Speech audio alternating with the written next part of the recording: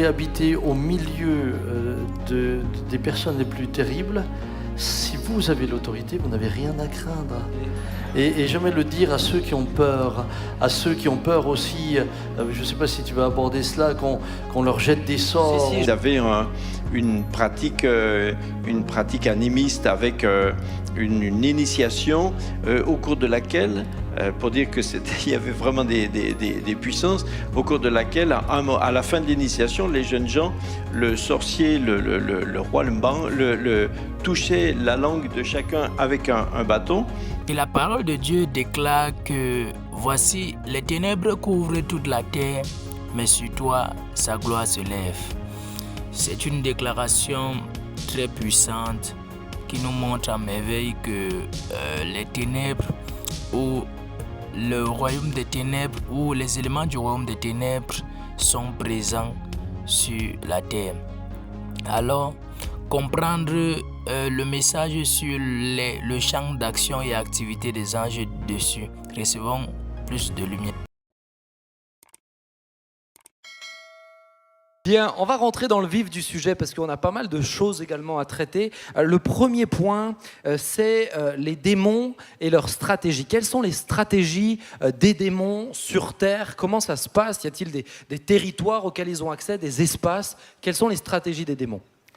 Alors tout d'abord, pour revenir un peu à ce qu'on disait hier, le diable et ses anges ont été jetés sur terre et leur champ d'action aujourd'hui, c'est la terre, c'est l'atmosphère qui nous entoure. C'est là qu'ils se trouvent et c'est là qu'ils œuvrent aussi. Jean déclare dans 1 Jean 5, 19, nous savons que nous sommes de Dieu et que le monde entier est sous la puissance du malin. Et je crois, chers amis, vous tous qui êtes là ce soir et vous qui nous suivez en direct, vous pouvez le constater lorsque nous voyons ce qui se passe sur la surface de la terre. J'étais dans le Kivu, nous avons prié tout à l'heure pour le Kivu, pour le Nord Congo, pour l'Est du Congo. J'étais dans le Kivu, j'ai été interpellé par 3 femmes qui m'ont témoigné de ce qu'elles ont vécu lorsqu'elles ont été violées par des soldats.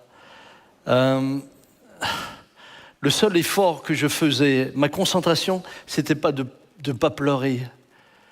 Parce que je ne savais pas qu'un être humain pouvait faire ça à un autre être humain. Et en entendant ces femmes dont le regard était éteint, vous savez, un regard dans lequel l'œil ne brille plus. C'est comme si l'œil était devenu mat.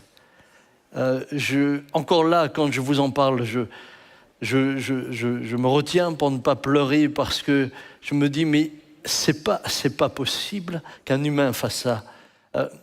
Il faut qu'il y ait autre chose. Il faut qu'il y ait une puissance du mal. Il faut qu'il y ait... C'est même plus de la méchanceté. C'est de la barbarie. C'est infernal, ce que j'ai entendu. Et lorsque Jean dit cela, c'est une réalité. Le monde gît sous le malin. Complètement. Complètement, on le voit malheureusement dans l'histoire des bruits de guerre. On voit aussi on peut reparler de la Seconde Guerre mondiale, tout ce qui s'est passé sur le peuple juif, tzigane, etc. C'est simplement atroce. Jean-Marie, tu voulais rajouter quelque chose? Mais il me semble qu'effectivement, on doit... Il y a ce côté absolument de perversion qui est inimaginable. Et tu avais posé la question sur la stratégie. Effectivement, on doit comprendre qu'on n'a pas juste affaire dans le monde spirituel à des esprits comme s'ils étaient chacun seul en commando dans une bataille, mais qu'il y a des stratégies et que derrière il y a Jésus lui-même appelle Satan le malin. Donc ça veut dire qu'il est rusé pour faire le mal, quoi. Il n'a pas de sagesse, mais il est rusé, extrêmement rusé. Et donc il organise, il planifie, il fait des stratégies, oui. La Bible nous dit de faire attention aux ruses du malin. Non, c'est une intelligence collective, quoi. C'est pas... Et Paul précise que nous avons affaire à une hiérarchie. C'est organisé. Ils sont parfaitement organisés entre eux. lorsqu'il dit « Vous n'avez pas à lutter contre la chair et le sang, mais contre les puissances, les dominations, les esprits, les princes de l'air ». Tout cela nous montre qu'il y a une stratégie et une organisation qui ne vise qu'une chose, c'est vraiment détruire ce que Dieu a fait. Ok, alors pour aller un peu plus dans le concret, qu'est-ce que peuvent faire des démons ? Eh bien, la Bible nous donne beaucoup de pistes, bien que, et j'aimerais le dire ce soir, nous ne sommes pas des spécialistes, nous sommes juste des serviteurs de Dieu. Et parlons d'un monde spirituel auquel nous sommes confrontés aussi dans l'exercice du ministère. C'est une bonne question. Est-ce qu'on peut être spécialiste du monde occulte ? Je crois qu'il y a toujours un danger à se spécialiser, saucissonner l'écriture et réduire l'écriture juste à certains aspects. C'est de toute manière tomber dans des déséquilibres. Oui, même Jésus reprend avec comme une vraie un reproche à une église dans une des 7 églises d'Apocalypse. Il dit qu'il se flatte de connaître les profondeurs de Satan. Mais c'est clairement dans le contexte, c'est un reproche, quoi. Ils passent pour des spécialistes en tout cas. Ouais. Mais Jésus ne voit pas qu'ils ont un gramme de puissance. Et c'est pas encouragé. Pas du tout encouragé. Non, c'est pas encouragé. Je pense que ça peut devenir dangereux parce que dans la Bible on ne le trouve pas. Jésus dit ils chasseront les démons. Tous ceux qui ont cru. Est-ce que vous croyez dans cette salle ? Alors c'est aussi pour vous. Ils chasseront les démons. Alors peut-être certains sont plus sensibles. Peut-être certains ont fait des expériences qui les aident. Mais je crois qu'il faut faire attention. Je mets un peu les pieds dans le plat tout de suite parce que c'est quand même dans certains mouvements, pour certains, on entend aussi le ministère de délivrance, comme si c'est un mandat à part entière. Je pense que ça peut être très dangereux aussi de s'enfermer, comme tu le disais, là-dedans. Et puis, c'est pas un ministère qu'on voit à proprement parler dans la Bible. En tout cas, dans Éphésiens 4, ils ne sont pas cités dans les ministères. Il y a le don de discernement qui est donné à certaines personnes, certainement qui les équipent, mais pas seulement et uniquement dans ce domaine-là. Donc je pense que se focaliser sur des ministères qui seraient dits spécialement ministères de délivrance et qui, de fait, feraient que nous ayons des spécialistes, me semble être dangereux. Moi, j'ai plusieurs fois vu avec un peu de tristesse des spécialistes comme ça de délivrance qui font que de la délivrance. Alors je dis pas tous, mais quelquefois certains étaient devenus un peu des, des chasseurs de démons et quelquefois les parcours sont pas top. Ok, on va essayer de rentrer, comme dit, dans le fond du sujet. On tourne beaucoup autour. Concrètement... Moi, je trouvais qu'on était déjà bien dedans. Oui, c'est bien, mais moi, ma question, c'est qu'est-ce qu'un démon peut faire concrètement ? Alors, dans l'écriture, je suis désolé, ça résonne un peu pour moi. Il y a encore un petit peu de réglage. Voilà, merci. Ils y travaillent. Est-ce qu'on peut bénir nos techniciens ? Merci. Dans l'Écriture, on voit par exemple clairement que des démons peuvent engendrer des maladies. Ils peuvent être à l'origine de certaines maladies. Je cite, là, j'ai devant mes yeux, Luc 13, 11. « Et voici, il y avait là une femme possédée d'un esprit qui la rendait infirme depuis 18 ans. Elle était courbée et ne pouvait pas du tout se redresser. » Ce qui est important de comprendre, c'est que cette femme n'avait pas une maladie qui finalement la mettait dans cette situation, mais c'est un démon qui la mettait dans cette situation. Pourquoi est-ce que je précise ça ? Parce qu'il est important de comprendre qu'on ne peut pas réduire tous les cas de maladie à une présence démoniaque. Il y a des maladies qui ont des origines purement physiques, physiologiques, microbiennes et tout ce que vous voulez. Et il y a des maladies comme là où c'est réellement un démon. Et je sais qu'en Algérie, on avait vécu ça. C'était d'ailleurs Christian, mon beau-frère, qui avait vécu ça. Je ne sais pas s'il est là ce soir. Christian Gagneux, t'es là? Viens vite le raconter toi-même. Tiens, t'es sportif, tu cours. Viens vite, je ne t'avais pas prévenu. Mais est-ce que ça vous intéresse, raconté par celui qui l'a vécu? Voilà. C'est toujours folklorique d'animer des émissions avec lui, hein, je vous assure. Hein. Mais Christian, je suis très heureux de te voir. Viens. Peux-tu te précipiter un peu, Christian? Voilà. Parce que là, tu te précipites lentement. On va... Voilà, si tu pouvais dire comment toi tu l'as vécu, hein, puisque tu étais avec ces deux femmes. Hein. En Algérie, j'ai vécu plusieurs délivrances, plusieurs personnes malades, affectées par les démons. Mais j'ai vécu une expérience très très forte un jour, alors que je prêchais dans une église dans la montagne. Il y a 2 femmes qui sont rentrées en retard. Visiblement, ces 2 dames, c'était la première fois qu'elles venaient à l'église. Elles étaient voilées avec le petit voile sur le visage. Elles se sont assises au fond de la salle. Une était plus âgée que l'autre, mais les 2 avaient une bosse dans le dos, vraiment visible. Surtout la maman avait une bosse très prononcée dans le dos. Et à la fin du culte, avant que nous prions pour les malades, le pasteur vient me voir et me dit « Écoute, c'est la première fois que ces 2 dames viennent à l'église, va tout de suite prier avec elles. » Donc je vais au fond de la salle, elles étaient assises sur un banc et je prie avec la jeune fille qui était au bout du banc et à peine je pose ma main sur elle, elle est projetée au sol et elle s'agite comme un serpent. Et je prends autorité au nom de Jésus. Et là, ses yeux se révulsent, on ne voyait plus que le blanc. Et elle était là, raide, comme morte. Et puis je laisse, tout le monde était un peu surpris, un peu beaucoup même. Et je pose ma main sur la maman à côté qui était assise sur le banc et terrorisée par ce qu'elle voyait.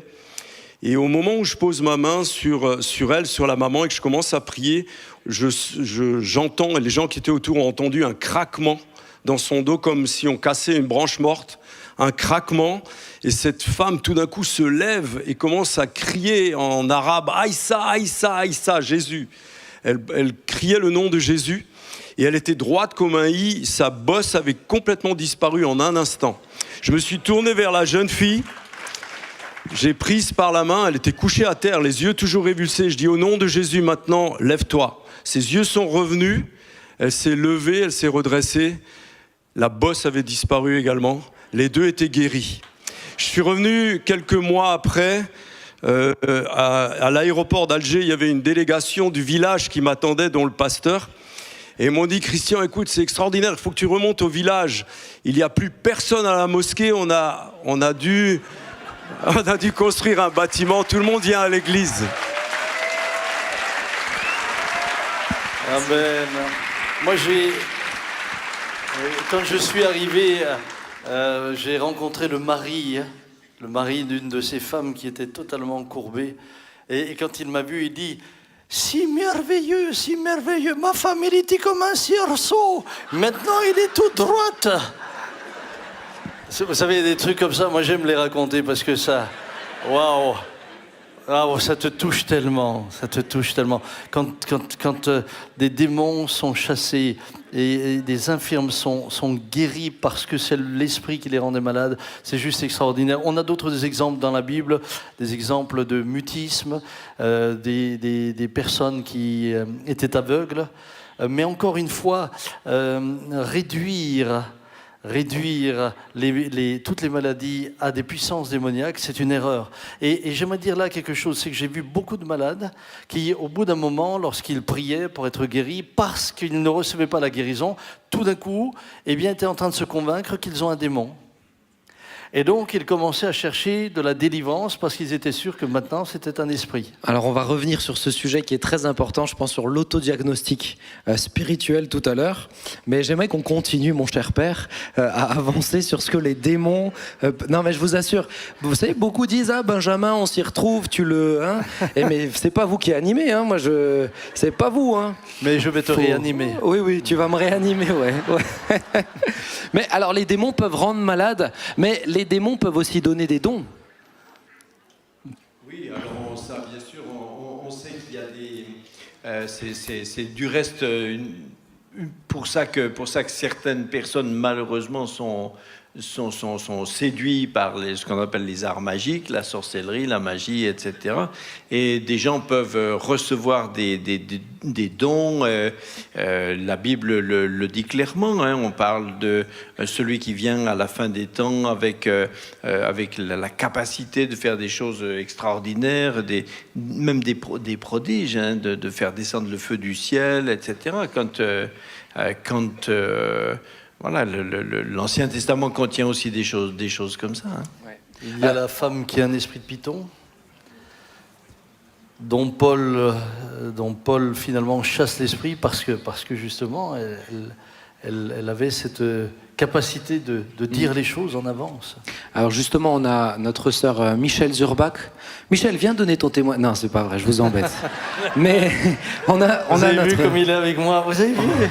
On a notre sœur, et je vous encourage, si vous n'avez pas lu ce livre, Du tourment à la paix, c'est une sœur qui a réellement reçu un don de voyance. C'était sordide la manière dont elle l'a reçu alors qu'elle était jeune fille. Voilà qu'une femme qui faisait de la magie et de la sorcellerie dans son bâtiment, qui connaissait beaucoup de choses qui étaient cachées, un jour, elle se retrouve un peu happée dans son appartement, et cette vieille femme, et c'est elle qui me racontait, en général, les personnes dans ce milieu cherchent des jeunes enfants pour donner leurs dons, corrompre les âmes les plus pures, et c'est comme ça qu'elle a commencé à avoir des révélations sur le futur des gens.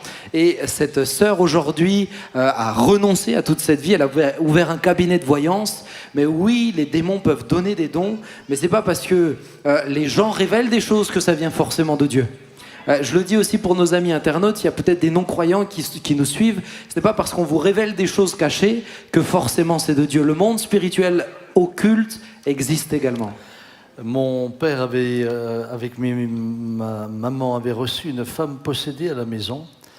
Ils l'ont eu 15 jours à la maison. Papa avait perdu 9 kilos. Eh bien, cette femme, elle lévitait, elle faisait simplement des choses qui étaient surnaturelles. Mais un jour, une des voisines est venue et a sonné à la porte. Et quand la voisine a sonné à la porte, elle, à l'intérieur, disait déjà qui est à la porte, qu'elle est infidèle à son mari et avec qui elle le trompe. Elle est allée le lui dire, mais la femme a été séduite. La femme a été séduite par le fait qu'elle lui dise l'avenir. Ce qui fait qu'elle est revenue parce qu'elle voulait la voir pour qu'elle lui dise ce qui va se passer. Pour la consulter. Inconsciente que des esprits méchants animaient cette femme. Et ça, on l'a vécu. Vous savez, il y a ce que vous lisez dans les livres et puis il y a ce qu'on vit en direct. Il y a vraiment une puissance de séduction, justement, puissance de séduction dans terrible. les dons que les démons donnent aussi et accordent. Hein. Il y a peut-être autre chose, les animaux peuvent être aussi concernés par ces sujets-là? Absolument, absolument. Alors je sais que ce n'est pas habituel, on n'en parle pas souvent, mais oui, vous pouvez avoir des animaux qui tout d'un coup sont habités par un esprit méchant. D'ailleurs, vous avez des pourceaux de Gadara qui en ont payé cher le prix, puisqu'ils se sont lancés dans l'eau. Mais j'ai le témoignage du pasteur, du feu pasteur Aldo Benzi, que tu as connu aussi, et il me disait qu'il était un jour dans une maison où justement la fille était habitée par des esprits méchants, les parents l'avaient laissé venir, et il prie avec la fille, la jeune femme est libérée, mais au moment où la jeune femme est libérée, l'esprit sort, et le chien devient comme fou, et se met à courir autour de la table. Il a couru jusqu'à la mort. Il est mort. Et il n'a plus arrêté de courir. C'est simplement pour vous dire que ce qu'ils cherchent, les esprits méchants, c'est aussi un lieu où ils peuvent se tenir. Et tout ce qui est vivant est quelque chose qu'il recherche. Très bien. Alors justement, tu parles de lieux. Les démons peuvent aussi avoir occupé des territoires. On parle des fois de territoires où on sent, et tu en parlais tout à l'heure hier avec le Krampus, ouais, c'est ça. Tu parlais, c'était intéressant de parler justement que c'était des pays voisins. Il y a des démons qui peuvent occuper des territoires. Est-ce que les démons peuvent hanter des maisons ? Oui, des expériences malheureusement ont été constatées de nombreuses fois. Alors après, il faut pas non plus tomber dans une sorte de crédulité où chaque fois que quelqu'un entend craquer un vieux meuble ou une armoire, bon, il n'y a pas toujours... Le bois travaille aussi, hein. Des fois, dans certaines maisons, il n'y a que le bois qui travaille, hein. Mais ça arrive aussi, et c'est tout à fait réel, puisque dans ces cas-là, quelqu'un vient et un chrétien vient avec proclame l'autorité du nom de Jésus, ordonne que ces esprits s'en aillent, et tout rentre dans l'ordre. Ça peut, oui, bien sûr. Hein. Moi, j'ai fait une expérience personnelle où j'étais dans une maison, j'avais été accueilli, je reviens dans ma chambre, et au moment où je rentre dans ma chambre, eh bien, je croise un être spirituel. Et il était visible. Hein. C'est sûr que avant de dormir, j'ai prié. Mais c'est un drôle. Vous savez, il y a le fait d'en parler ou de l'avoir lu, il y a le fait de l'avoir vécu. Et quand vous l'avez vécu, vous vous rendez compte que certaines personnes, si elles ne connaissent pas le Seigneur, mais doivent vivre un tourment terrible. Moi, j'ai visité une fois, justement pour une situation, on a fait appel à un pasteur, donc je suis allé, une dame pas chrétienne, qui habite pas trop loin d'ici, et qui pratiquait beaucoup de choses de la magie.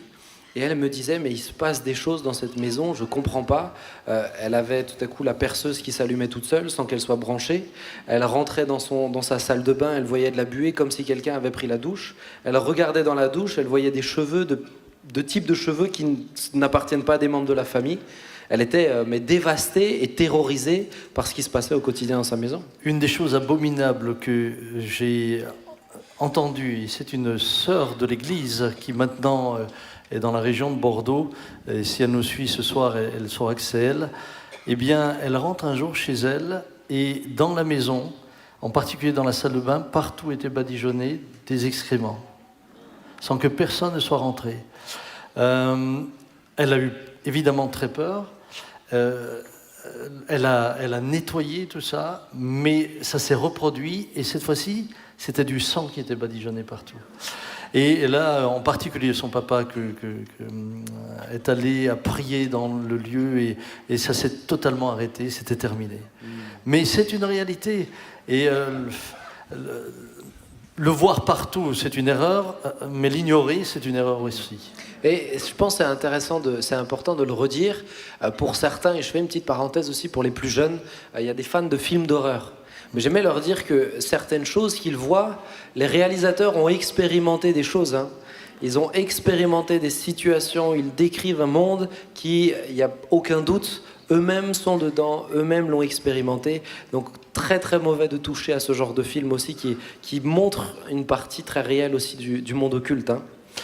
Peut-être pour avancer sur ce sujet-là, justement concernant un petit peu les maisons hantées, concernant ces lieux-là, devons-nous en tant que chrétiens éviter ces lieux ou avoir peur d'aller dans ces lieux ?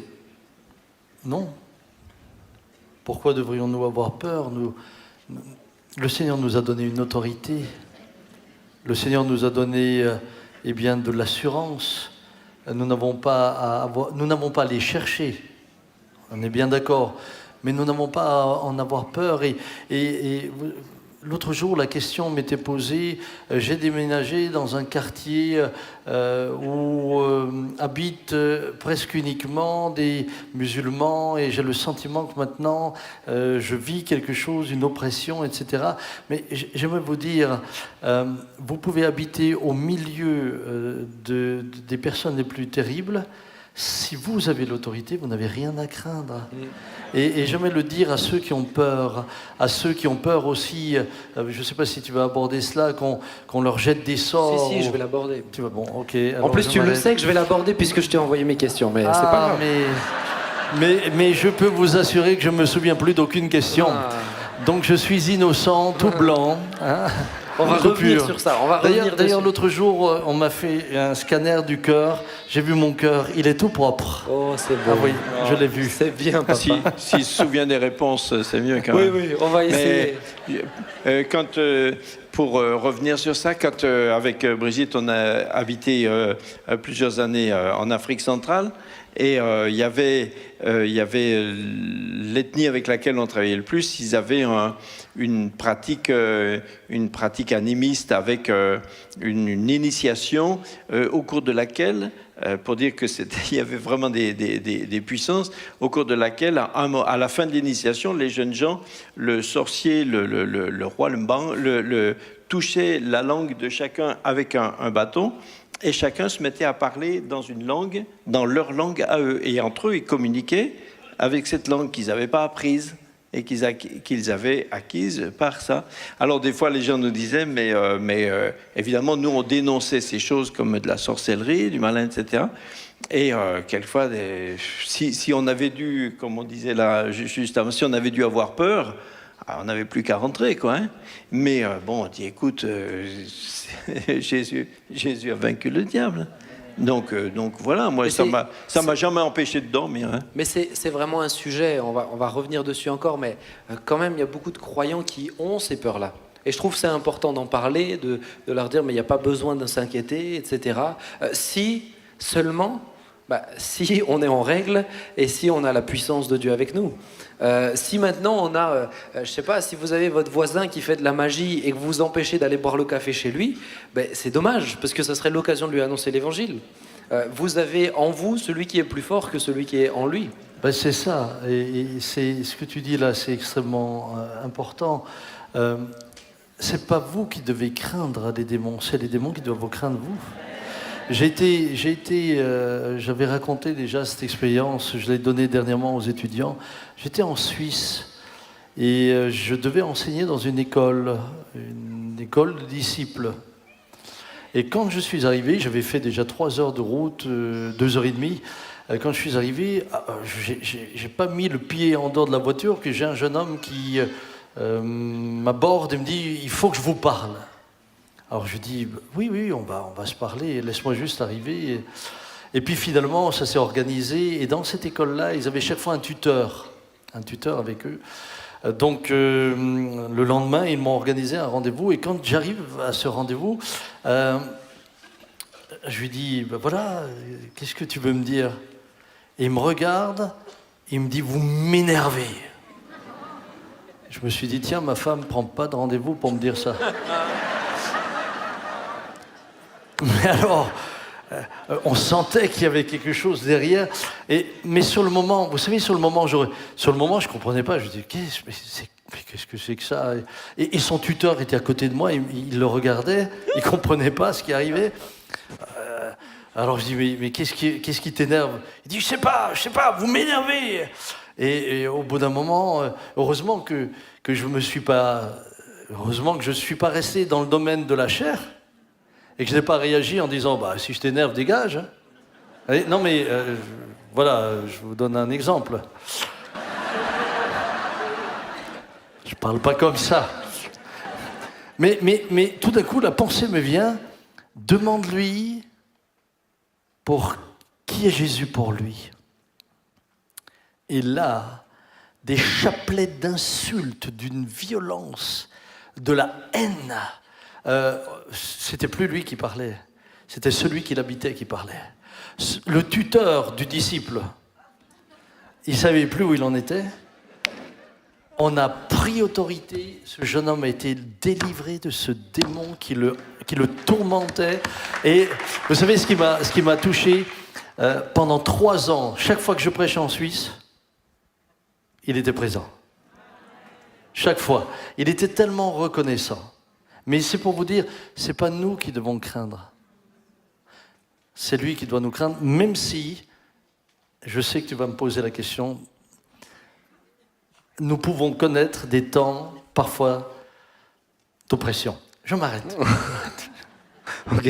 Alors on va arriver d'abord, avant d'arriver sur la question de l'oppression, sur le sujet de comment un démon peut posséder un corps. Comment ça se passe? Comment ont-ils accès en fait? Ont-ils droit de venir chez n'importe qui? Comment ça se passe? Moi, à mon avis, on a été souvent très réducteur, comme si le fait qu'un démon soit à l'intérieur de quelqu'un, c'est comme si on visualisait juste une espèce de grande pièce vide, et puis il n'y a rien, puis tout d'un coup il est là. Donc maintenant il y a quelque chose. Et c'est oublier l'extrême complexité de ce qu'est le psychisme et l'esprit d'une personne. C'est plus complexe que toute la mécanique biologique. Hein. Donc, oui, quand un démon rentre dans une personne, il s'attache à une partie de son fonctionnement, physique, on a dit tout à l'heure, ou psychique, ou affectif, etc. Mais ça veut pas dire qu'il contrôle forcément toute la personne. Certains, comme le démoniaque de Gadara, mais là, ils étaient toute une légion. On sent que lui, il lui reste pas d'espace libre. Il n'y a pas beaucoup de place. Oui, il reste pas d'espace libre. Mais c'est pour ça que quelqu'un peut avoir un problème démoniaque et dans la vie courante être une personne tout à fait perçue comme normale, etc. Il me semble que quand Jésus arrive à la synagogue de Capernaum et puis tout d'un coup un démoniaque se manifeste comme démoniaque, ce monsieur était peut-être connu de la communauté comme quelqu'un de normal. Il vient tout le temps. Mais quand l'autorité la lumière met en évidence les ténèbres qu'il y a, alors tout d'un coup il se manifeste. Mais il peut être normal. Quelqu'un qui est possédé n'est pas forcément fou aux yeux des hommes. Hein. Oui. On le retrouve pas non plus comme ça dans la Bible. Hein. D'ailleurs, le terme grec, c'est démonisé. Ouais. C'est plus sous l'influence d'un esprit démoniaque. Et oui, je pense que c'est complexe au stade où il est difficile et il est surtout impossible d'en faire des règles. Moi, j'ai rencontré des gens qui ont pratiqué les mêmes choses occultes. L'un était habité par un esprit, l'autre non. Du coup, Et ils avaient pourtant pratiqué les mêmes choses. tu donnes un élément de réponse. Comment ont-ils accès? En pratiquant des choses. En pratiquant, eh bien sûr. Alors, avant de rentrer dans des détails, en pratiquant des choses, moi, j'aimerais dire que la première des choses, comment ont-ils accès? Pour moi, la porte d'entrée, c'est le péché. Le péché, c'est la porte d'entrée. Ça, vous faites ce que vous voulez. Ce qui a donné la porte d'entrée au diable dans le monde, c'est le péché d'Adam et d'Ève. C'est le péché, vous savez, et ces derniers temps, Dieu me travaille là-dessus. On parle assez facilement de péché, mais j'aimerais vous dire que le péché, c'est quelque chose de violent. Le péché, c'est quelque chose de dur.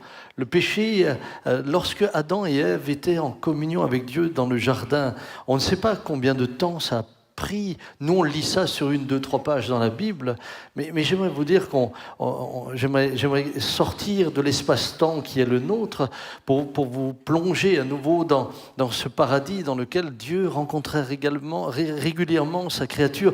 Il aimait sa créature. Il était en communion avec eux. Il était en relation. Il était en symbiose. Ils étaient en symbiose ensemble.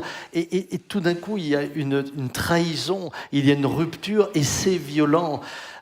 Je crois qu'on parle trop légèrement du péché. C'est violent. J'aimerais vous dire que le cœur de Dieu a été, à ce moment-là, je crois que le cœur de Dieu a été profondément blessé. Je crois que le cœur de Dieu, Dieu a des émotions. Dieu a des émotions, que le cœur de Dieu a été profondément blessé. Et pour vous donner peut-être un parallèle, pour vous aider à comprendre, j'ai rencontré, et Dominique était avec un jour, lorsque une femme a appris l'adultère de son mari, elle l'a appris chez nous à la maison.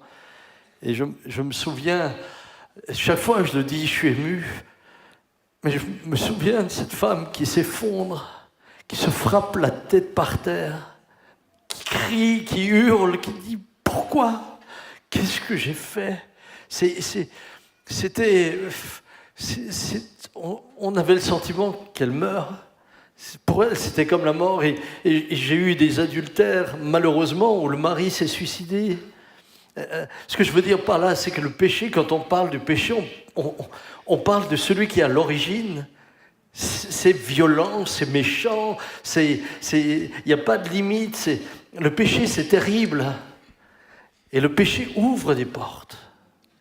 Alors je crois que aussi que le péché est la première porte, mais d'autres aussi. Il y a des gens qui ont eu des problèmes de démons qui sont entrés en eux au cours d'un acte dont ils étaient totalement victimes. Des enfants abusés et qui peuvent dire que suite à ce moment-là, depuis ce moment-là, ils ont souffert d'une oppression démoniaque qui était en eux, qui les a persécutés, et ils ont dû en être délivrés. En particulier, ils étaient accablés de culpabilité alors qu'ils sont la victime, ce qui est une perversion démoniaque. Alors bien sûr, on pourrait dire oui, mais c'est totalement injuste, mais le diable ne joue pas un match amical, hein. C'est totalement.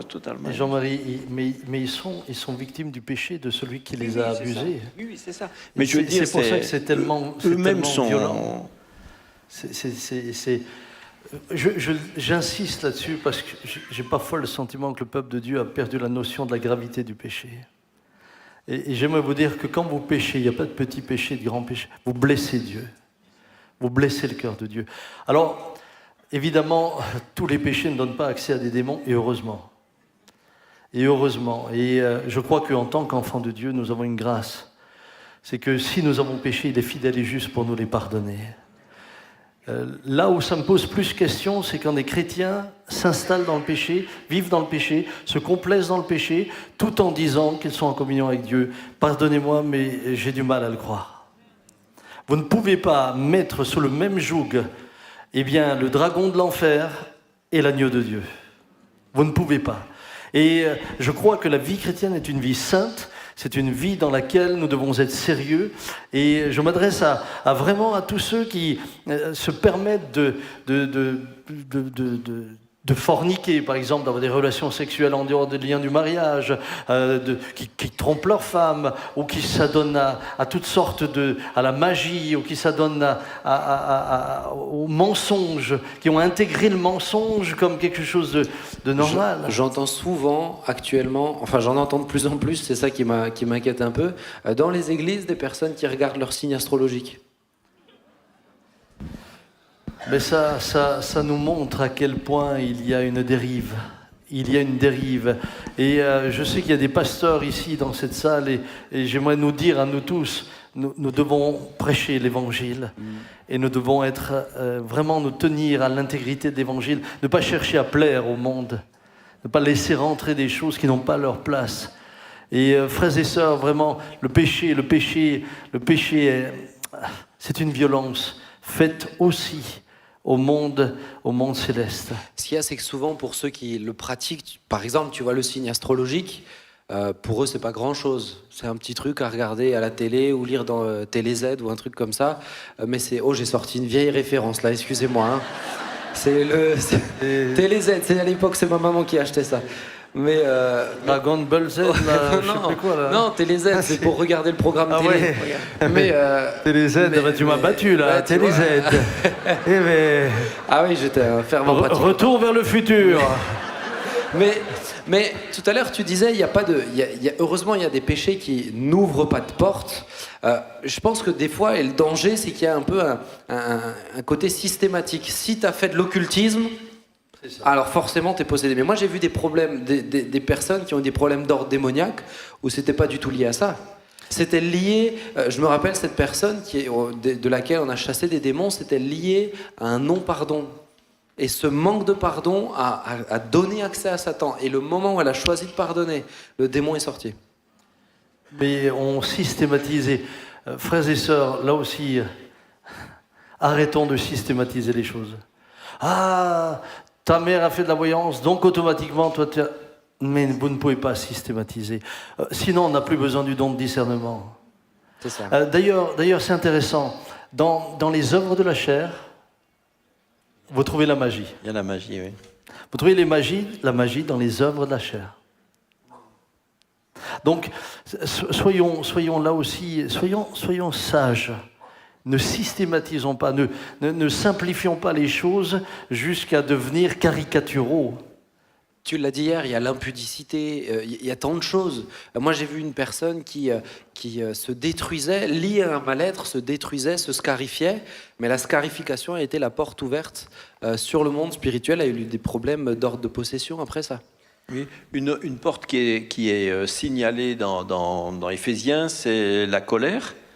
Même si la colère n'est pas toujours...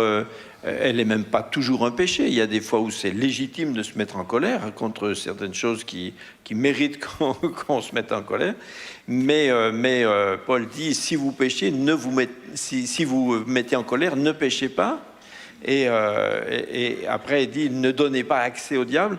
Donc, il y a une possibilité la colère est une porte d'entrée. Alors c'est pas chaque fois que quelqu'un se met en colère, mais il y a des moments où on peut sentir qu'il y a une tentation dans la colère de dépasser le seuil et de se laisser comme ça presque séduire par la colère, entraîner. Et on voit il y a des gens qui dans des accès de colère sont capables de faire des choses qui les dépassent, de soulever des objets, de faire des choses qui sont totalement hors de leur norme. Et voilà, donc il faut aussi faire attention. Pour moi, de ce que je comprends aussi, une porte ouverte. Déjà, une porte ouverte, ça ne veut pas dire que forcément un démon vient rentrer. Une porte ouverte, c'est un accès qu'on donne. Mais c'est quand on s'installe dans un péché qu'on pratique et qu'on accepte aussi. Et on en parlait ensemble, qu'on garde caché. Parce que quand on le garde dans les ténèbres, c'est là où le diable prend tous ses droits. Quand on est dans la confession, quand on est dans le fait de dire je veux m'en sortir, je veux le mettre à la lumière prend le dessus sur les ténèbres systématiquement. Une petite lumière ici fait la différence dans une salle toute noire, et c'est la même chose sur le monde spirituel. C'est pour ça aussi que c'est intéressant d'en parler, mais de la puissance de la confession. Parce que la confession, Dieu est au courant de nos péchés. Souvent on dit oui, mais j'ai confessé à Dieu. Mais la Bible nous dit aussi de confesser nos péchés les uns aux autres. Parce que la puissance de mettre à la lumière auprès d'un autre être humain amène aussi une puissance spirituelle face à ces droits que Satan pourrait prendre également. De toute manière, tout ce qui reste dans les ténèbres, eh bien, donne des accès. Ouais. Mais ce que je voudrais, c'est dire au peuple de Dieu, votre meilleure garantie, c'est de vivre dans la sainteté. Amen. Votre meilleure garantie, c'est de vivre selon ce que le Seigneur vous dit. Et sachez également que même si vous avez chuté, même si ceci, même si cela, le Seigneur est fidèle et juste pour nous les pardonner. Ça, j'insiste dessus. Amen. J'insiste, je ne voudrais pas que vous repartiez ce soir en disant « Ouh, mais alors... Non. Non, mais ce qui est pardonné est pardonné. La Bible nous dit que les péchés, il les jette au fond de l'abîme. Il les a même plus devant ses yeux, lui, il les voit plus. Oui, mais c'est pardonné, mais c'est pas seulement pardonné comme si c'était sur un casier judiciaire qui était blanchi.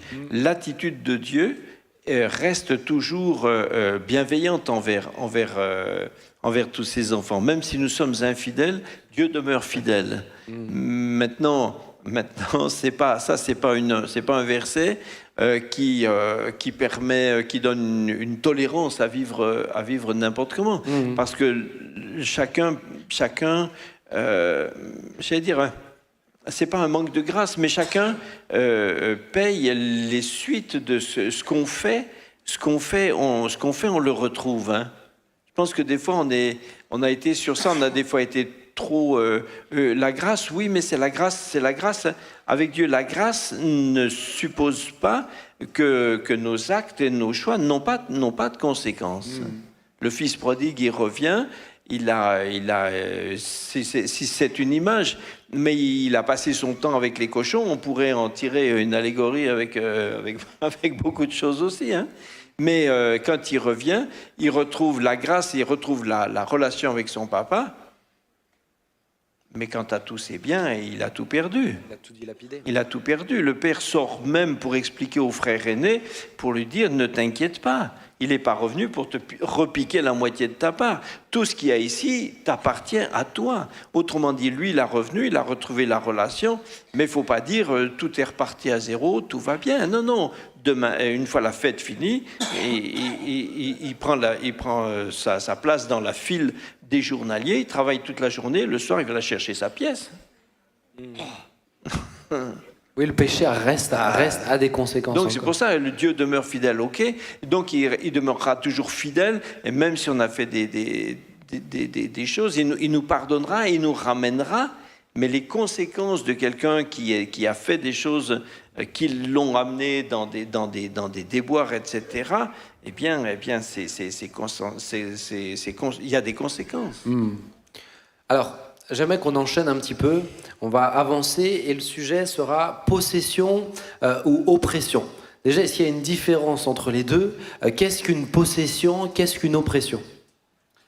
Comme nous l'avons dit tout à l'heure, le terme est plutôt démonisé, c'est-à-dire sous l'influence d'un esprit.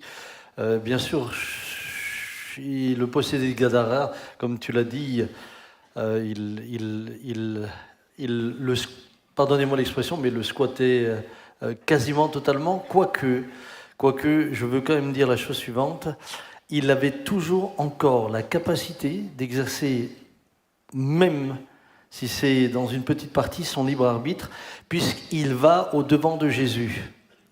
Et ce n'est pas les démons qui l'ont emmené vers Jésus.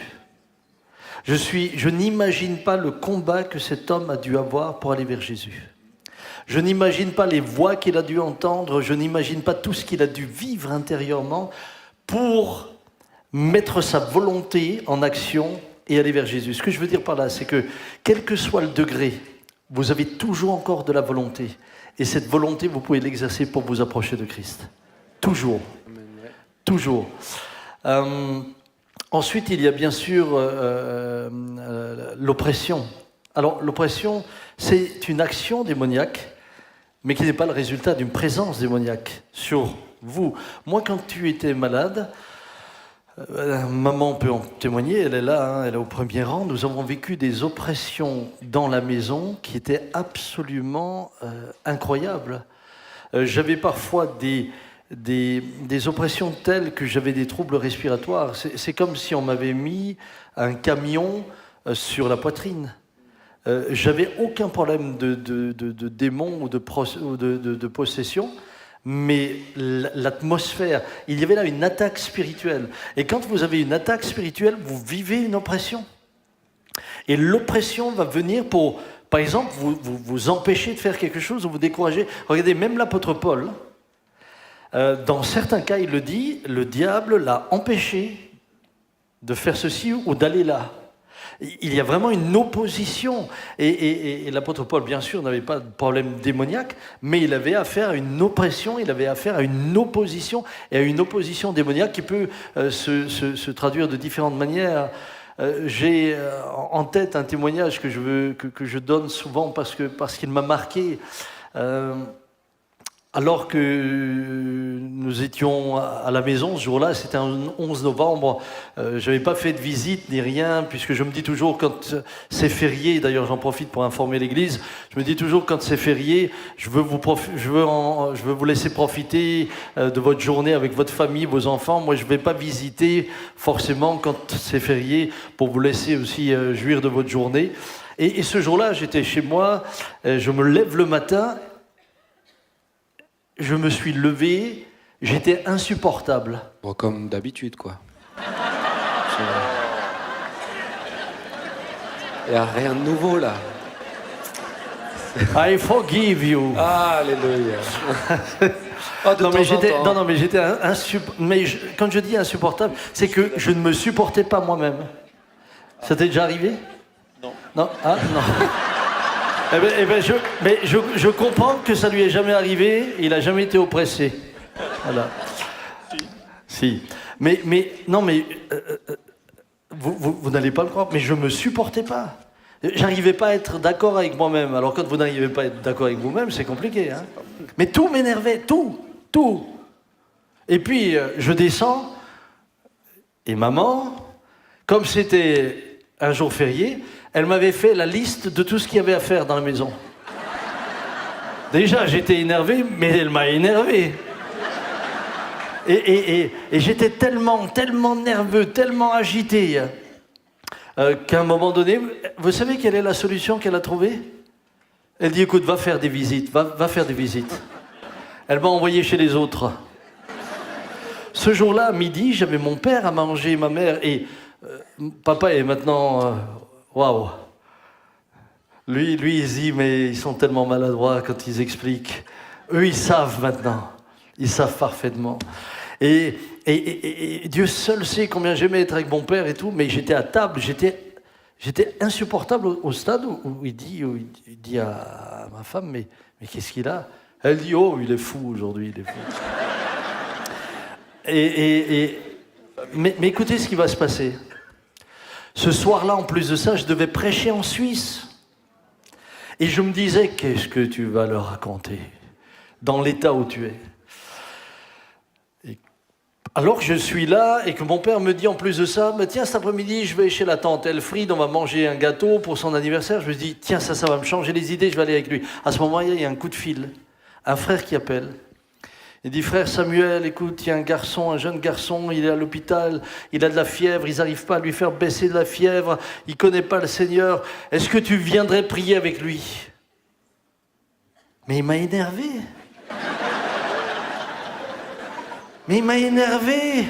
Mais si vous saviez ce qu'il m'a énervé, intérieurement, je me disais, mais il ne sait pas que c'est le 11 novembre, il ne sait pas que nous aussi, on peut prendre congé, et c'est... Écoutez bien, c'est pas si important. Je lui dis, bon, d'accord, mais tu me cherches tout de suite et on fait vite, hein. Mais c'est pas moi, ça. Moi, j'ai pas l'habitude d'être comme ça. Contrairement à ce que Benjamin dit. J'ai pas l'habitude d'être comme ça. On arrive à l'hôpital,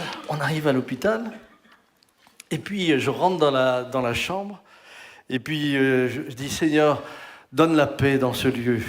Le premier qui en avait besoin, c'était moi. Hein. Et puis il y avait là le jeune homme, 17 ans, couché. Je lui dis, ça va pas. Il est tout rouge, de fièvre. Il dit, non, ça... Je dis, tu connais Jésus? Il dit, non. Je dis, tu veux que je prie pour toi? Il dit, oui. Alors, je lui impose les mains. Et au moment où je lui impose les mains, au moment où je lui mets les mains, et il perd connaissance. Et là, je voyais déjà les médecins, les infirmières arriver. Alors je lui disais, petit, réveille-toi, petit. Non mais je le baffais vraiment, hein. Petit. Ah, ça me fait tellement de bien, Jean-Marie. Ça fait tellement longtemps que j'attendais ça. Mais je raconterai une histoire aussi après, moi. Et là, il revient, lui. Et je lui dis, mais qu'est-ce qui t'arrive? Il dit, je sais pas, monsieur. Quand vous m'avez mis la main sur la tête, c'est comme si des milliers d'aiguilles sortaient de ma tête. La fièvre l'a quitté aussitôt. Mais je vais vous dire ce qui s'est passé. Moi, c'est comme si vous aviez tourné un bouton. Toute cette oppression, toute cette nervosité, toute cette... C'était fini. Je me suis dit, mais c'est pas possible. En fait, cette oppression, cet état dans lequel j'étais, ne visait qu'un but, c'est que je n'avais pas prié pour ce jeune homme. Le soir, j'ai annoncé l'évangile. J'étais en forme en Suisse, là. Je t'ai prêché l'évangile avec joie. Mais ça a été une leçon. Ça a été une leçon. Et depuis, quand je sens que ça vient comme ça, je me mets en prière. Je cherche la face de Dieu. Je sais, là, il y a quelque chose qui va se passer. Je pense que ça, c'est un point important. C'est que, en tant que croyant, on doit être attentif aussi à ce qui se passe au fond de nous et aux réalités qui nous entourent. On se le dit souvent en tant que pasteur, mais souvent quand on part prêcher, quand on part une semaine, etc., il se passe... Moi, il n'y a pas une fois où je pars une semaine et il ne se passe pas quelque chose à la maison. Et c'est rarement sur moi, c'est souvent sur ma famille.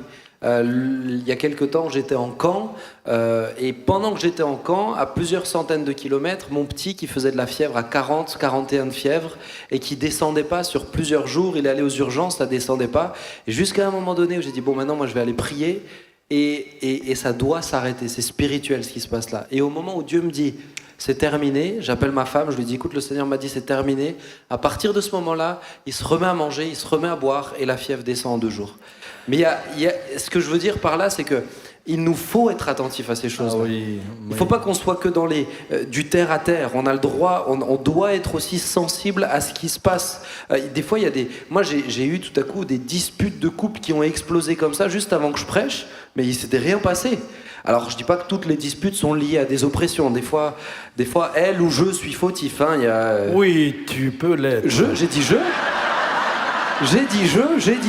d'accord ? Je l'ai dit, je l'admets. Mais J'aurais dû avoir un boulier pour pour compter les points. Mais ce qui est important, c'est que nous devons être attentifs à ces circonstances-là. On doit rester spirituel. Nous ne pouvons pas nous imaginer être au service de Dieu, annoncer l'évangile sans que l'ennemi de nos âmes nous attaque. Vous ne pouvez pas monter sur un ring de boxe en espérant ne pas recevoir de coups. Et c'est pour ça peut-être qu'il y en a tellement qui hésitent à servir. Moi, ce que tu viens de dire, on l'a vécu combien de fois? Tu l'as sûrement aussi vécu avec Brigitte. Mais moi, je me souviens, même à la maison, à l'époque, je me souviens un jour, mon père prie pour une femme qui avait de l'eau dans les jambes. La dame est guérie. Il rentre à la maison, ma mère a de l'eau dans les jambes jusqu'en haut. Et doit prier pour elle. Comprenez, on n'est pas dans un monde neutre, on est dans une guerre spirituelle. Mais, encore une fois, nous n'avons pas à avoir peur. Nous n'avons pas à avoir peur. Amen. Alors, le temps passe. Est-ce que vous êtes encore avec nous ce soir? Ça va? Parce que vraiment, le temps passe, mais il y a encore pas mal de questions très très intéressantes qui sont là. Est-ce que ça va? On continue un petit peu? Ok, Claude Gréder n'a pas dit oui, mais Claude, c'est pas grave, toi tu connais. Hein. Alors, c'était juste pour te rattraper. Peut-être une question qui touche pas mal de personnes, c'est y a-t-il possibilité d'y avoir des liens héréditaires? Et je vais tout de suite spécifier ma question, c'est même en Christ, y a-t-il des liens héréditaires à couper et toutes ces choses-là, ou qui peuvent nous poursuivre même en Christ? Alors moi, je serais sur ce point, j'ai envie de tout de suite mettre en garde vraiment contre, je pense, des approches qui, je pense, depuis deux décennies, se sont répandues et systématisent ça et partent du principe que en quelque sorte, tout le monde a des liens du passé, et tout le monde a alors on ne dit pas toujours des esprits, mais on reste vague, c'est des choses à régler, des trucs du passé, et comme s'il y avait un peu systématiquement comme ça, ils redescendaient des problèmes démoniaques. Et finalement, alors, comme si tout le monde avait besoin d'être systématiquement délivré. Et je pense que c'est dangereux parce que ça déplace. D'abord, ça fait croire aux gens qu'ils doivent chercher des solutions de problèmes peut-être qui n'existent pas. Mais par contre, les vrais problèmes, alors on ne les traite pas. Quand Jésus dit si ta main droite est pour toi une occasion de chute, il ne dit pas va chercher quelqu'un qui doit t'exorciser de je ne sais quoi. Il dit toi, tu as un combat à mener et ce combat est un combat qui est tel qu'il te semble à toi que c'est comme une amputation de toi-même de renoncer à ce péché. Mais il n'y a pas un démon là-dedans. Alors, dans certaines approches, c'est comme si tout devait être lié à des esprits, des puissances qui viennent de générations au-dessus. Et je crois que ça fait du tort à beaucoup de gens. Hein. Moi, au passage, j'aimerais juste dire que Jésus chassait les démons quand ils se manifestaient ou quand il les discernait, mais il ne les cherchait pas. Et parfois, dans ce genre de démarche, j'ai l'impression qu'on fait de vraies enquêtes pour trouver des démons, là où Jésus prenait autorité quand il se manifestait, les apôtres de la même manière. Je voudrais quand même, à ce stade-là, remettre la croix au centre. Pourquoi ? Parce que je crois que la croix est un lieu de rupture. Je crois que la croix est un lieu qui met fin avec une vie passée et une vie nouvelle. À la croix, il a vaincu les dominations, les autorités, il les a livrées publiquement, il les a dépouillées. Et il les a dépouillées à votre sujet aussi. J'insiste là-dessus parce que j'ai parfois le sentiment qu'on est en train d'enlever à l'œuvre de Christ à la croix sa puissance. Et lorsqu'il dit tout est accompli, la tête du serpent a été écrasée. Et lorsque je viens à Christ, lorsque je me repens profondément, lorsque Jésus devient mon sauveur, alors je crois que la malédiction qui était sur moi, c'est lui qui la porte pour moi. Jérémie d'ailleurs parle d'une alliance nouvelle où on ne dira plus les parents ont mangé des raisins verts et les enfants ont grincé des dents. Il dira celui qui aura mangé des raisins verts grincera des dents. C'est-à-dire qu'il ne systématise pas automatiquement le fait qu'il y ait malédiction. Bien sûr, s'il y a des familles qui ne sont pas croyantes, ça continue. Alors là, bien sûr, il n'y a pas de souci. Moi, j'ai été confronté à une petite fille qui faisait de l'asthme et son grand-père est mort dans une crise d'asthme, son père est mort d'une crise d'asthme et quand ils l'ont emmenée, j'ai prié avec elle et là, j'ai brisé le lien. Elle a été guérie, c'était terminé. Mais encore une fois, bien-aimé, remettez la croix au centre. Christ a vaincu Satan. Et tout l'héritage que vos pères pouvaient avoir, ne repose pas sur vous. La Bible dit, et beaucoup se réfèrent à cela, au fait dans Exode 34, 6, qu'il est dit que la bénédiction est sur 1000 générations et la malédiction sur 4 générations. Mais moi, j'aimerais vous dire que Christ nous a rachetés de la malédiction de la loi et de toutes les malédictions. Et il s'est fait malédiction pour vous, pour moi. C'est pourquoi j'aimerais vraiment vous encourager à réaliser, mais si quelqu'un est en Christ, il est une nouvelle créature. Les choses anciennes sont passées. Notre lien d'affiliation aujourd'hui, il est avec Dieu le Père dans le ciel. On ne peut pas avoir une hérédité avec des choses occultes si notre lien d'affiliation, il est avec Dieu le Père dans le ciel. C'est incompatible. Maintenant, évidemment, quelle vie menez-vous ? On revient à ça. On revient toujours à cela. Moi, je vois des gens qui se disent chrétiens, ils vivent des vies. Écoutez, s'il y a des... Je vois des gens qui se disent chrétiens, je vais le dire comme ça. Je vois des gens qui se disent chrétiens, qui vivent des vies. Écoutez, si on me dit qu'ils ont des problèmes démoniaques, ça ne m'étonne pas. Bien sûr.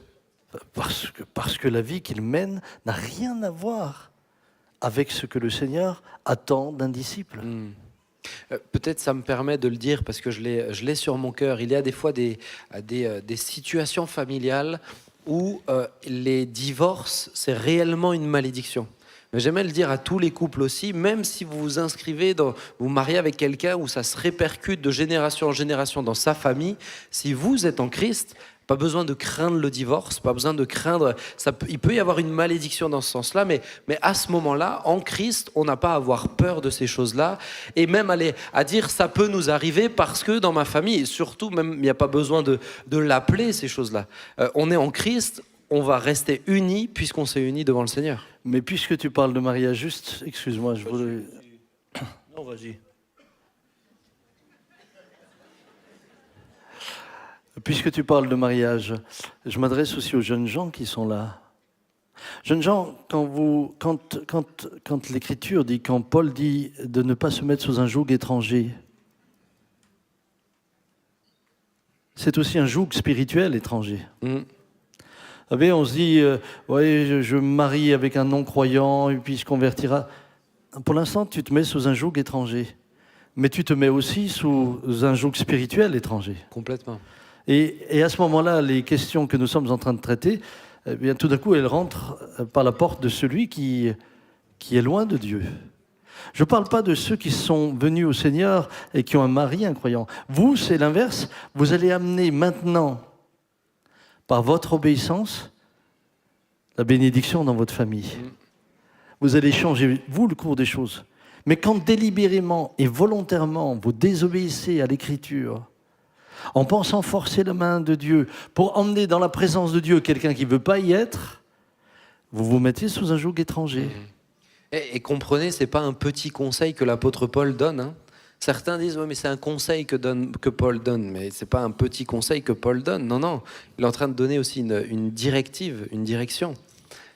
Oui, je voulais juste revenir sur ce verset, voilà, la bénédiction sur 1000 générations, la malédiction sur 4 générations. Le texte d'Exode. Exode Texte. 34. Et je trouve extraordinaire d'en faire une si mauvaise interprétation d'un point de vue herméneutique. Pourquoi on garde que la moitié du verset et pas la première moitié?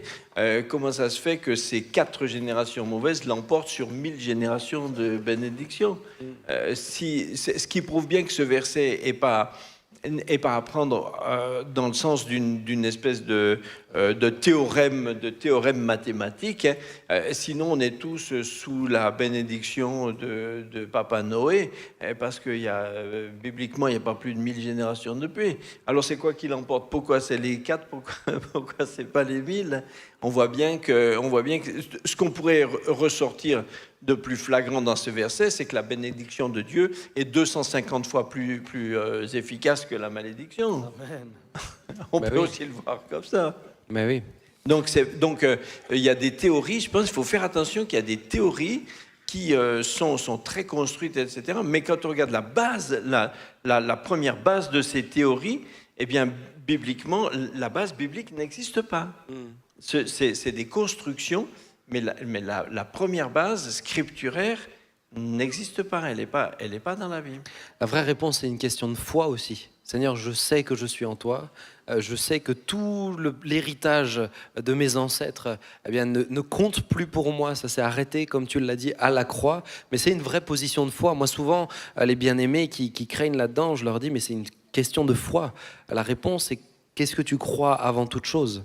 Et peut-être juste une réflexion très simple, c'est que oui, on parle d'héritage spirituel, mais il y a aussi des héritages physiques. La génétique fait que parfois vous avez des héritages, ils sont physiques. Et ce n'est pas forcément à l'origine spirituelle.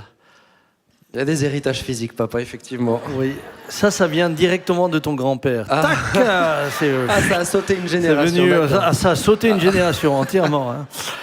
Mais voyez-vous, parfois, nous chrétiens et parfois l'Église, nous perdons aussi le bon sens. À force de vouloir tout spiritualiser, tout d'un coup, on perd le bon sens. Et on oublie qu'il y a aussi des problèmes héréditaires, mais qui sont liés à des problèmes purement purement physiques, qui appellent la guérison. Alors on va prier pour que le Seigneur guérisse, mais on ne va pas chasser un esprit. Très bien. Je veux avancer. Y a-t-il, tu l'as évoqué tout à l'heure, tu l'as soulevé, mais devons-nous avoir peur, et régulièrement, je pense que vous aussi dans vos entretiens, vous l'entendez, devons-nous avoir peur si quelqu'un fait de la magie sur nous? Si quelqu'un, je connais ma tante qui est sorcière, qui a fait quelque chose sur moi, je le sais, est-ce qu'on doit avoir peur de ces choses-là? Et je pose tout de suite ma deuxième question, c'est y a-t-il, parce que certains le pratiquent aussi, y a-t-il des objets qui peuvent nous protéger contre ces choses? Elle m'est venue tout à l'heure pendant la louange, parce que je l'ai retrouvée aussi. Je pourrais te donner 2-3 anecdotes. Mais en tout cas, des objets qui pourraient nous protéger. Alors là, on est dans la superstition. Là, on est dans la superstition. Mais je sais qu'il y a des chrétiens. Alors, je comprends que quelqu'un... je comprendrais la réaction de quelqu'un qui vient de se convertir.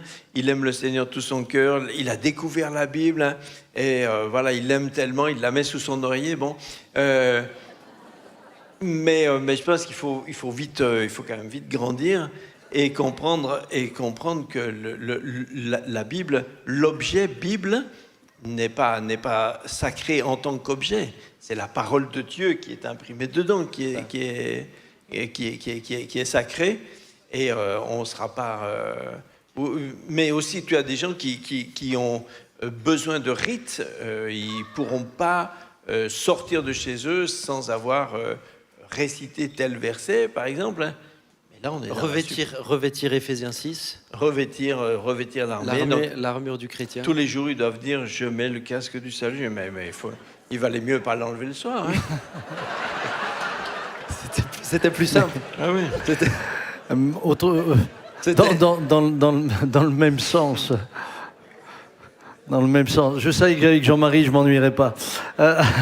Dans le même sens, je pense qu'il y a un danger, et là j'avertis aussi les membres, tous les chrétiens qui sont là, c'est de développer une dépendance à la personne. C'est-à-dire, je vois des personnes qui... Ah, je sens ça, il faut absolument que j'aille chez lui. Lui, il a le don pour me libérer.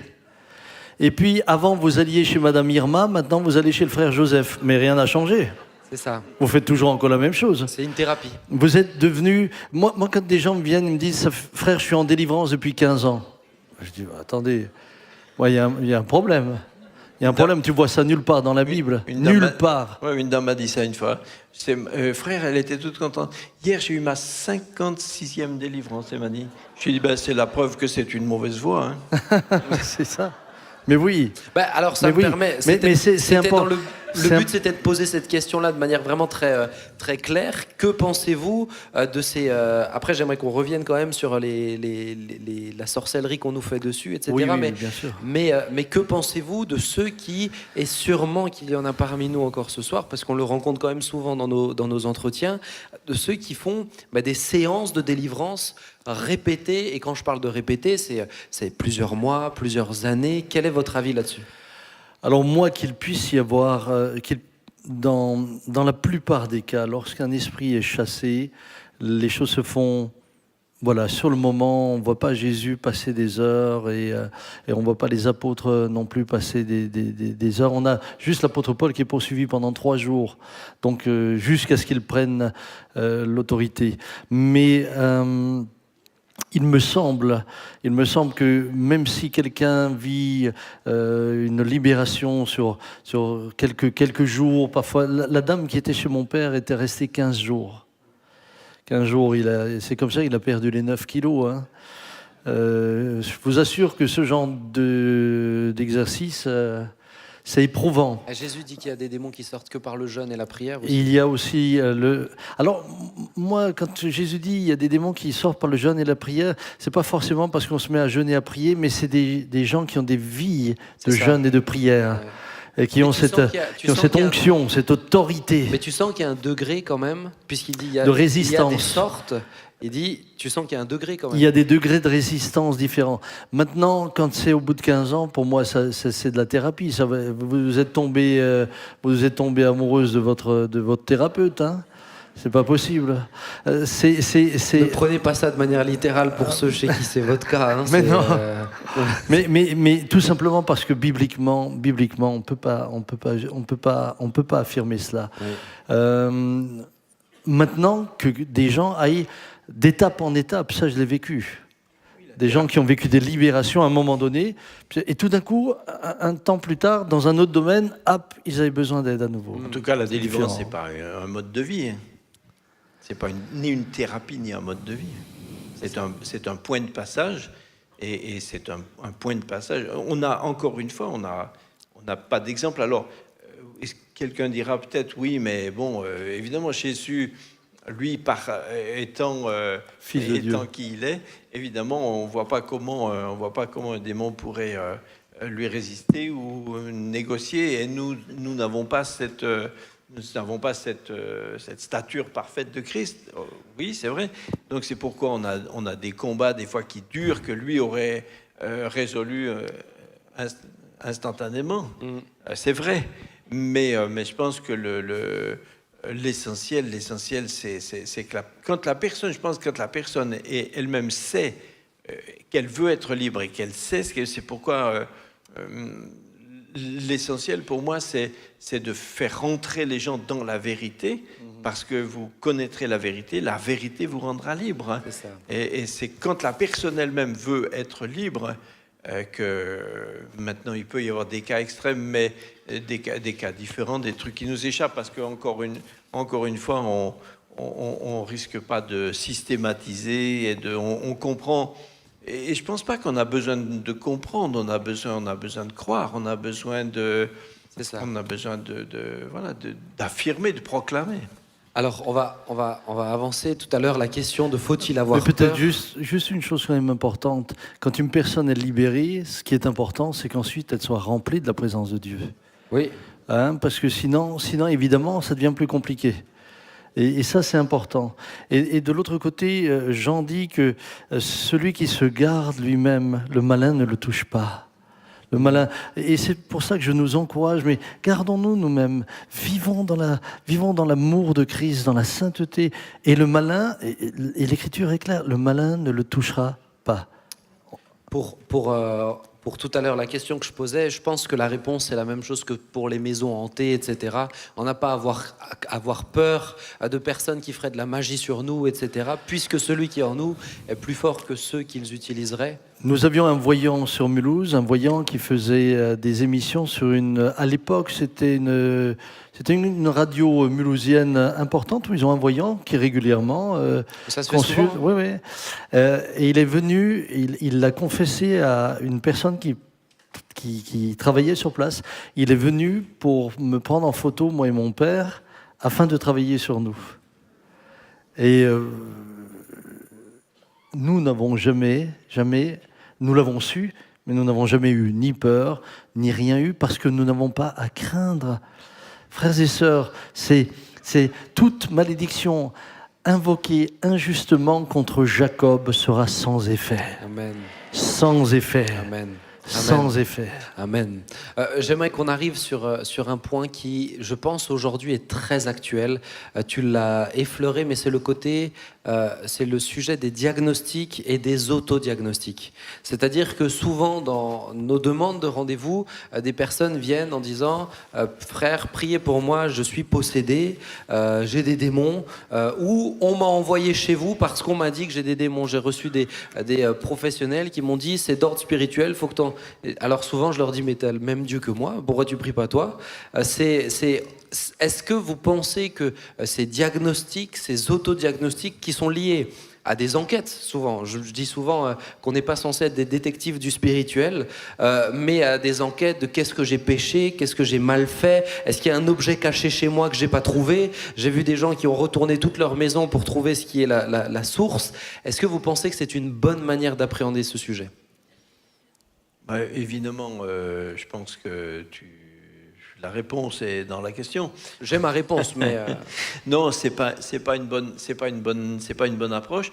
Après, je comprends que quelqu'un qui a eu l'occasion de parler, sans parler d'enquête bien sûr, mais qui a eu l'occasion de côtoyer une personne qui aurait pratiqué toutes sortes de choses ésotériques, magiques, etc., puisse craindre, et puis qui voit dans la vie de cette personne des effets dévastateurs dans différents domaines, puisse se dire, bon, voilà quelqu'un qui peut-être ne voyage pas tout seul.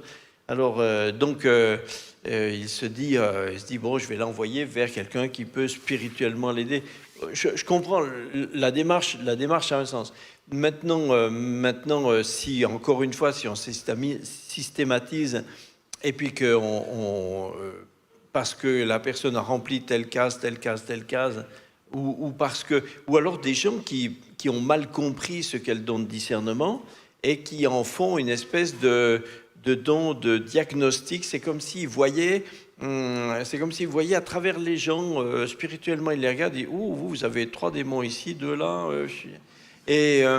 Non, mais après, vous avez des gens qui fonctionnent un peu comme ça. Hein. Alors, ils se flattent d'avoir le don de discernement. Et alors, on dit, mais qu'est-ce que j'en fais? Moi, j'ai juste le discernement. Ah non. C'est un don de puissance, c'est aussi l'autorité. Le don de discernement, c'est le don c'est pas un don qui permet juste de voir, de faire une radiologie spirituelle. C'est le don de Dieu qui permet de prendre autorité pour les chasser. Moi, j'ai toujours regretté que la tradition de nos traductions ait mis le don de discernement, parce que en grec, krino, là c'est diakrino, c'est exercer un jugement. Donc c'est juger, je juge qu'il a un démon, ok, ça c'est le côté discernement, mais juger le démon, c'est lui ordonner de quitter. Et c'est pour ça que le mot est un peu ambigu. Je pense qu'au lieu de mettre discernement, si on avait mis le don de jugement des esprits, tout d'un coup, ça prend une autre portée. Et il faut que nous ayons toujours de l'humilité. On l'a dit depuis le début de cette soirée, mais de l'humilité face au monde spirituel, face à tout ce qui peut se passer. Ce que je crois, c'est que, et j'ai souvent été surpris, les fois où j'ai vécu aussi des manifestations parfois violentes, c'est le moment où je ne m'y attendais pas. C'est-à-dire que la personne venait et disait, tiens, on a eu des parents qui ont emmené un enfant qui ne dormait pas. Pasteur, il a du mal à dormir, mais des enfants qui ne dorment pas, il y en a beaucoup. Et puis, bon, eh ben, à ton tour, voilà, au tour de Thibaut, d'apprendre ce que nous avons vécu avant vous. Mais au moment où on prie pour l'enfant, une manifestation démoniaque terrible. Et c'est parfois au moment où vous vous y attendez pas. Parfois la personne vient, elle n'est même pas consciente. C'est pour cela que je dis, les démons, Jésus les chassait quand ils se manifestaient ou quand il les discernait. Mais il les cherchait pas. Et d'ailleurs, les apôtres ne les cherchaient pas non plus. Maintenant, pour ce que tu disais tout à l'heure, parfois on est face à des obstacles ou des difficultés, on ne comprend pas forcément. Je me souviens d'un frère qui a fait partie des premiers qui étaient dans l'église à l'époque, quand mon père commençait. Et ce frère était venu au Seigneur, vraiment venu au Seigneur avec sa femme, mais lui, il y avait toujours quelque chose qui coinçait chez lui. Il buvait, de temps en temps, il était saoul. C'était pas un buveur, mais de temps en temps, je vais le dire comme ça, il prenait une cuite. Alors sa femme disait, mais frère Jean, c'est pas possible. Alors c'est sûr que papa Jean, il comprenait pas. Et alors il a dit, viens ma sœur, on va prier. On va prier. S'il y a quelque chose, le Seigneur le montrera. Et c'est ce que je vous conseille. Plutôt que de vous rendre malade, plutôt que de faire des enquêtes, de chercher, de prier. Priez, s'il y a quelque chose, le Seigneur vous le montrera. Et alors, ils ont prié. Et puis, cette sœur rêve. Elle se voit dans son rêve. Elle se voit monter dans le grenier de leur maison. Et là, elle soulève elle cherche elle voit une assiette. Elle voit une assiette avec une tête de mort dessus. Et elle voit cette assiette qui était rangée dans un tiroir. d'une petite commode. Alors, je dis, tiens, mais c'est bizarre ce truc-là. Donc le lendemain, elle monte au grenier, mais au grenier, elle ne voit rien. Tout était rangé comme dans un grenier. Elle a quand même bougé une planche qui était là, une deuxième, et tout d'un coup, elle voit la petite armoire. Alors, elle va à la petite armoire, elle ouvre la petite armoire. Et dans la petite armoire, elle voit l'assiette. Ils l'ont détruit, et le frère était libre. Plus jamais c'est revenu. Mais je ne peux pas faire de ça une théologie. Mais c'est le Seigneur qui a révélé. Priez. C'est ça. Priez. Ne vous tourmentez pas. Ne commencez pas à vous dire « Ah, et si j'avais peut-être... » Non, priez. Seigneur, s'il y a quelque chose, tu le montres. Et s'il n'y a rien, gloire à Dieu. Amen. Amen. Amen. Dernière question, parce que là, vraiment, on dépasse les heures. Mais dernière question, c'est le sujet de la délivrance en lui-même.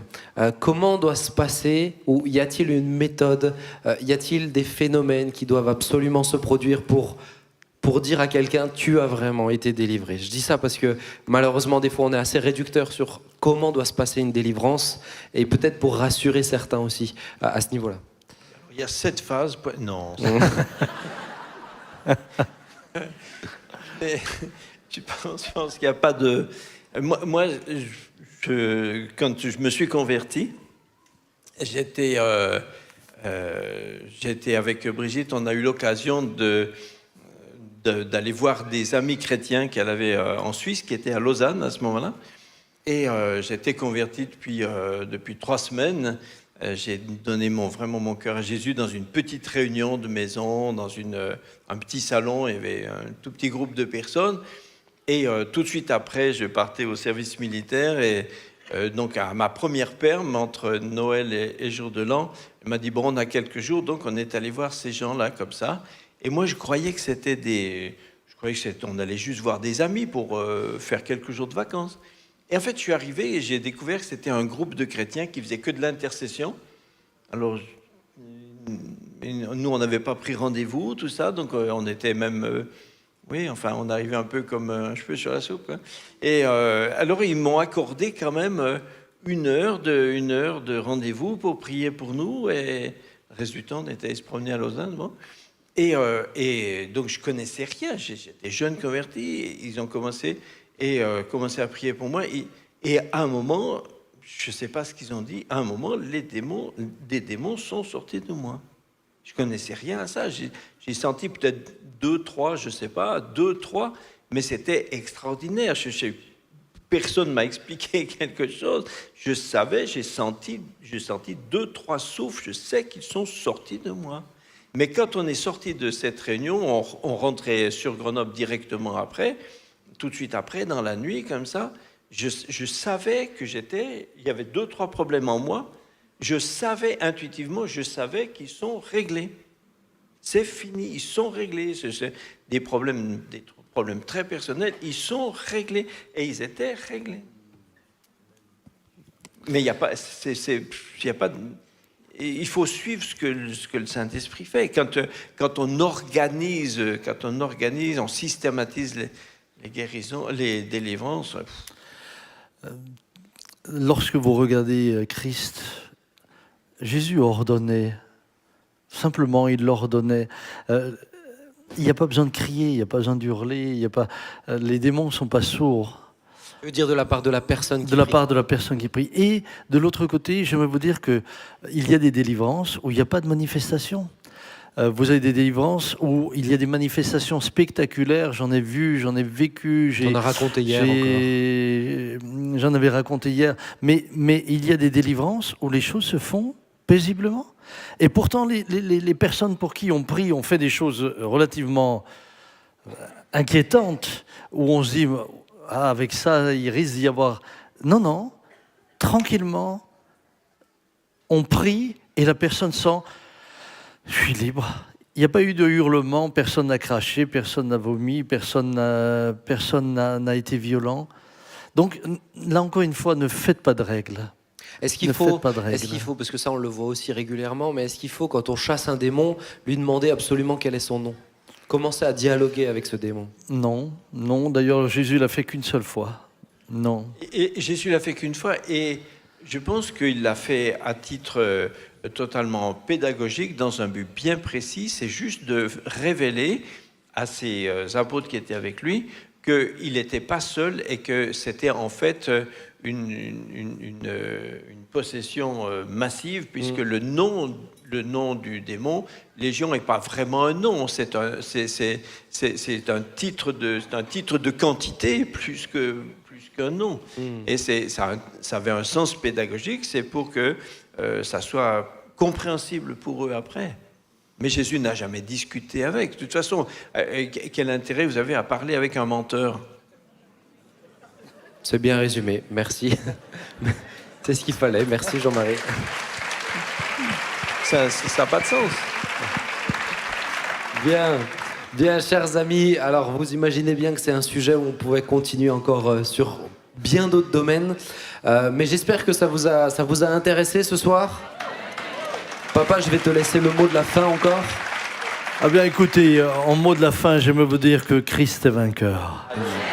Et que lui appartenir est certainement la plus merveilleuse des choses qui puisse arriver à un homme et à une femme, en sachant que notre éternité sera avec lui et que nous nous réjouirons pour toujours ensemble.